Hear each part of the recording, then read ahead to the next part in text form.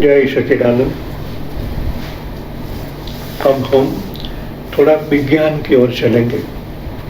हमारे आंतर जगत में हम कहते हैं हमें आंतर जगत में जाना चाहिए, मगर कहाँ? ये भी बात इतनी सत्य है। कहते अंदर उतर जाओ, अंदर उतर, अंदर कहाँ उतरे? कुछ भूमि, कुछ बेस होना चाहिए ना। कहाँ उतरेंगे हम? यहाँ तो अन्न नदी श्वास नदी हो गई है, कहाँ उतरोगे? ये मन शरीर में एक पृथक सत्ता की भ्रांति दिखाई देता है, पर वैज्ञानिक जानते हैं कि शरीर के प्रत्येक कोष में एक पृथक मन होता है। कोषों के मनों का समुदाय ही अव्यवस्थित मन का निर्माण करते हैं। इन्होंने क्या कहा कि हमारे प्रत्येक कोष, प्रत्येक सेल में एक मन होता है। कैसे? जब इस शरीर का बंधारण बनता है, दो अणुओं से बनता है, रज और वीर्य से। अति बारीक, हमारे बाल की नोक से भी पतला, इन दोनों का मिलन से, मिलन कहाँ होता है? अंदर की चेतना में। शरीर में कोई जगह नहीं है जहाँ परम सत्ता मतलब प्रकाश न हो, प्रकाश के अणु न हो। जब दो अणु मिलते हैं तो इनके बीच में वही प्रकाश है जो चेतन है। जब ये दोनों अणु चेतन है, सक्रिय है, तभी 2 से 4, 4 से 8, 16, 32, 64 करते करते अब्जों की संख्या में बढ़ गया। मगर हर एक अणु चेतन है, वरना हमें लकवा हो जाता। इस भाग के सेल काम न करते तो हमें लकवा हो जाता, मगर नहीं है। अभी हम पूर्णतः स्वस्थ है, मतलब हमारे अंदर खरगों मन है, सब जागृत है, सब मिलके एक बड़ा मन बनता है जो अभी हमें सक्रिय कर रहा है। प्रत्येक अवयव की क्रिया क्षेत्र अलग अलग है, पर वह सब मन अवयव के अधीन है। अवयव माने सेल, सेल का भी एक समूह होता है। जब एक हो जाते तो वहाँ सत्ता एकत्रित होती है। जिस तरह हमारे बड़े ऊपर में मुख्यमंत्री, मगर लास्ट में पंचायत है। पंचायत भी कारोबारी है ना, और वहाँ भी सत्ता है। धीरे धीरे फैलती बोले राज्य सत्ता, फिर केंद्र सत्ता आती है। केंद्र सत्ता यहाँ आ गई, मगर इनके जितने अवयव है सब सत्ताधारी है।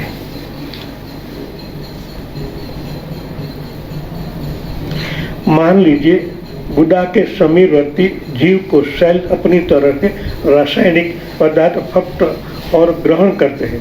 उनकी उत्तेजना काम वासना को भड़काने का काम करती है, किंतु अवयव का मन नहीं चाहता कि इन गुदा स्थित जीव कोषों की इच्छा को पूरा किया जाए, अन्यथा वो काम वासना पर नियंत्रण कर लेगा। इसी प्रकार शरीर के हर अंग के मन अपनी अपनी इच्छाओं प्रकट करते हैं, पर अवयव मन उन सबको काटता छांटता रहता है जो इच्छा पूर्ण नहीं होने देती। उसे हलाया रहता है और दूसरे को सहयोग देकर वैसा काम करने लगता है। इस बात को और ठीक तरह से समझने के लिए शरीर रचना का थोड़ा ज्ञान होना आवश्यक है। यह भौतिक शरीर सूक्ष्म जीव कोषों से बना है, क्योंकि जो अणु परमाणु इतने सूक्ष्म दिखाई नहीं देते, दूरदर्शी यंत्र से ही अणु को देखा जा सकता है। इसलिए कहा गया कि भौतिक शरीर सूक्ष्म जीव कोषों से बना है। पहले नहीं जानते, अब हम जानते हैं। अणु, परमाणु, कोष, कोशिकाएं हमारे लिए पहले वो अज्ञान था, मगर अब जब वाइब्रेशन से देखते हैं तो मालूम पड़ता है इतने बारीक बारीक सबके अंदर चेतन काम कर रहा है। वो सेल ही है। प्रत्येक जीव कोष प्रोटीन की एक अंडाकार दीवार से घिरा रहता है। उस कोष के अंदर सैकड़ों प्रकार के यौगिक और मिश्रण पाए जाते हैं। नाइट्रोजन, न्यूक्लियर एसिड, अल्गों के सबसे बड़ा समूह इस सेल के अंदर होता है। फास्फोरस और शर्करा भी उसमें मिलती है। साथ ही लिशो अन्य कार्बनिक पदार्थ सूक्ष्म मात्राओं में पाए जाते हैं, जैसे विटामिन और हार्मोन। उनमें बहुत के अल्कार्निक लवण सांसारिक पदार्थ जिन्हें रसायनिक एक जीवित कोशिका में पाता है। निश्चित ही ऐसे पदार्थ नहीं है जिसके विचारों का निर्माण होता है, फिर भी ऐसे ही पदार्थ है उस पर असंभव विचार का भवन निर्माण होता है। इन सूक्ष्म जीवों के मन निस्संदेह प्रत्युत मन संस्कार के जन्म होता है, वहाँ जन्म होता है। जब आपका कर्म, जब इसको सूक्ष्म में देखा जाए तो हमारे अंतःकरण में जो हमारे पिछले जन्म के कर्म है, जब समय आता है तो उनके तरंग के रूप में बाहर आते हैं और बाहर के हमारे इस कोशों शैल में से बाहर के पदार्थ अंदर आते हैं। मानव जन्म होता है तो माँ बाप का भी जो लोही, उसके अंदर जो भाव, जो गुण धर्म है, वो भी हमारे अंदर शामिल होते हैं, तो कर्म में बाधा भी डालते हैं। माँ बाप के जो विचार है हमारे अंदर अवतरित होते ही है। बच्चा तो बिल्कुल नाजुक है, उनको कुछ नहीं कर सकता। वैसे जैसा साल 2 साल का या 5 साल का लड़का हो, वो अपने पर निर्भर नहीं, माँ बाप पर ही निर्भर है। माँ बाप की इच्छा से ही वो जीवन चलाता है। नहीं, ये नहीं करना है तो बैठ जाएगा, चुप बैठ जाओ, तो क्या करेगा। जब वो कर्म होता है, अभी हमने कहा ना हंसी और जो, वो जब बाहर आते थे हम उनको बैठा देते हैं। उनके माँ बाप होते फिर भी हम उनकी कोशिका को मार देते हैं। बच्चा खेलने नहीं देते, उनको विचार प्रदर्शन नहीं करने देते। वो विचार कर रहा है, पिछले जन्म का बुद्धिजीवी ही है, मगर हम हमारी बुद्धि से ही उनको चलाते हैं, वो कुटित हो जाता है। पहले उनकी भावना को समझो, क्या कहने जा रहा है। शायद इनके लिए, हमारे लिए कोई अच्छा हो। जब आप पंच उंगलियों का देखते हैं तो मालूम होता है कि बच्चा कैसे करेगा, इनकी नीति नियम, उनकी इच्छाएं, उनकी भावनाएं, उनका स्वभाव उनमें मालूम पड़ जाता है पिछले जन्म में क्या था और इस जन्म में क्या करने जा रहा है, क्या करना चाहिए। हम उनको अवरुद्ध कर देते हैं। तो हमारे जीव कोशों में ऐसा ही रासायनिक प्रक्रिया होती है।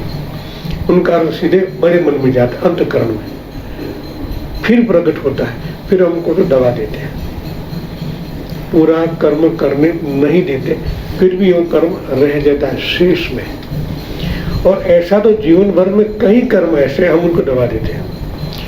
जब 21-22 साल का लड़का होता है, कमाने नहीं लगता, वहां तक हम उनको डांटते ही रहते हैं। वो बैठा रहा है, काम नहीं करता है, उनकी भावनाओं को दबा देते हैं। इसलिए हमारी अमेरिकन हमारे से आगे है। वैक्स हो गया, छोड़ दिया उनको, उसको मालूम मेरे को क्या करना है, वो करता ही है।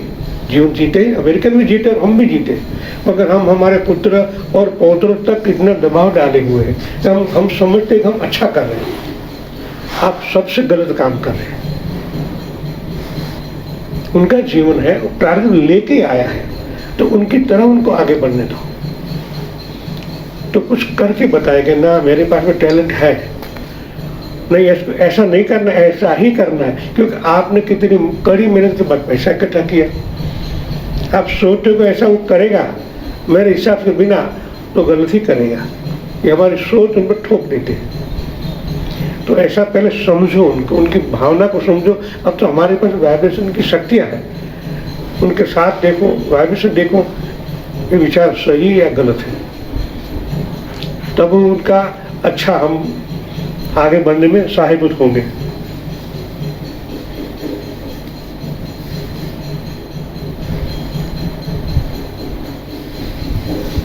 केवल स्नायु, पेशियां, झिल्लियां आदि नहीं, हड्डियां, दांत, नाखून आदि कठोर पदार्थ भी सूक्ष्म जीवों के योग से बने होते हैं। अपने कार्यों के अनुसार इनकी आकृतियां अलग अलग होती है, पर इनमें भी स्वतंत्र और प्रत्युप्रत मन में अधीन काम करने की दोहरी क्षमता होती है।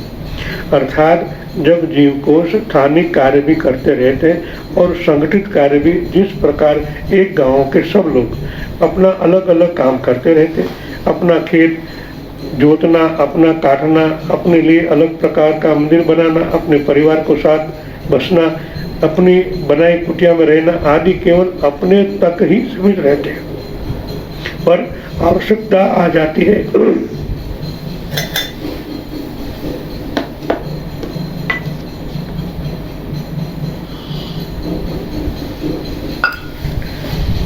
पर सामूहिक कार्य करने के लिए भी हम अलग से जुड़ जाते हैं। गांव है तो कई प्रकार की तकलीफें आती है, पूरे गांव की होती है, तो हमें उसमें भी हिस्सा लेना पड़ता है। तो शरीर है, संगठित होकर कभी ऐसा रोग आ जाए तो सब मिलकर उनको हटाते हैं। ऐसे रसायन लोही में फेंकते हैं और रोग प्रतिकार शक्ति बढ़ती है। जो हमारे श्वेत कण है हर क्षेत्र में बसे हुए हैं, जब ऐसा कोई आता है सब एकत्रित हो जाते हैं, हमलावर को भगा देते हैं। बाहर का रोग आता है तभी सब संगठित होते हैं। मेरे को मैं भूल गया, एक श्वेत कण के आसपास रक्त कण कितने होते हैं, पूरा विज्ञान है इनका। उसको बैलेंस रखने से कभी आप रोगग्रस्त नहीं हो सकते।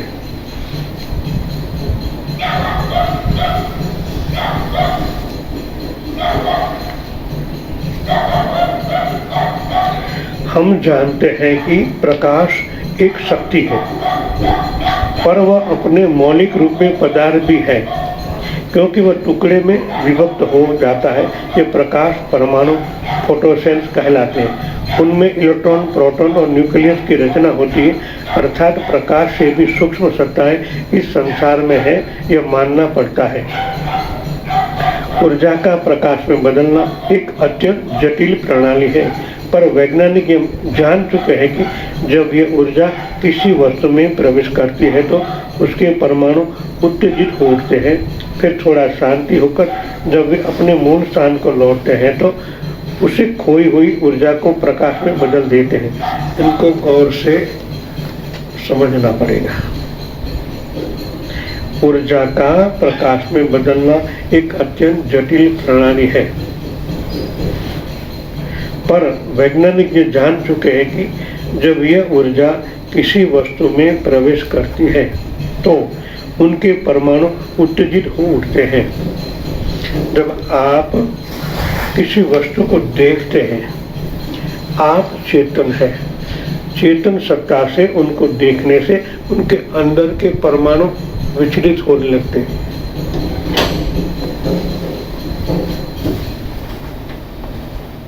कि वाइब्रेशन में सत्य होता है। जब आप दूसरों के विचार को काटना चाहते हैं, विचार टोटली परमाणु है। जब आप अपनी चेतना को उनके साथ कनेक्ट करते हैं, जो सब स्पंदित होने लगते हैं। स्पंदित होना मतलब एकता में गठितता टूट जाना, तभी आप उनके अंदर एंटर हो सकते हैं। उसमें बदलाव न आया तो आप कुछ नहीं कर सकते। मगर जैसी चेतना प्रविष्ट होती है तो वहाँ तरंगित स्पंदन चालू हो जाते हैं, और उनको भी होता है, परमाणु सत्ता में भी स्पंदन हो जाता है। तब आप उनके अंदर शक्ति डाल के नेगेटिव को दूर कर दे और पॉजिटिव को एंटर करके पूरा गांव अच्छा कर दे।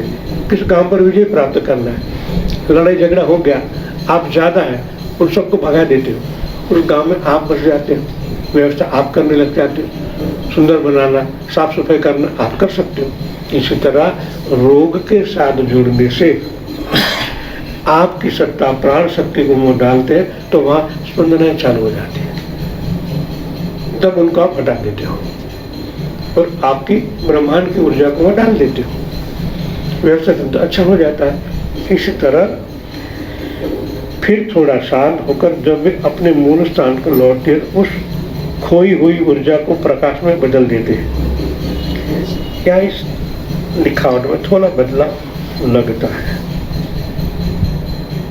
हम वाइब्रेशन देख के तो वहां से स्पंदन वापस तो आते, मगर उनकी मूल जो है इकाई उनको हम जान पाते हैं। हमने आपको देखा, आपके अंदर जगत में से जो परमाणु द्वारा अंदर हो रहा है उनकी जानकारी हमको मिलती है, बाद में हम चेंज करते हैं। मगर वैज्ञानिक के हिसाब से यहाँ ऐसा लिखा है। बदल देते इस क्रिया को संदीप्त कहते हैं। यह गुण संसार के सभी प्राणियों में पाया जाता है। हम उसे जानते नहीं, पर यह वैज्ञानिक को पता है कि मनुष्य को कुछ सोचता है, वह कितना ही छुपाए छुप नहीं सकता। वह इसी प्रकार सूक्ष्म प्रकाश तरंग के रूप में बाहर निकलता रहता है।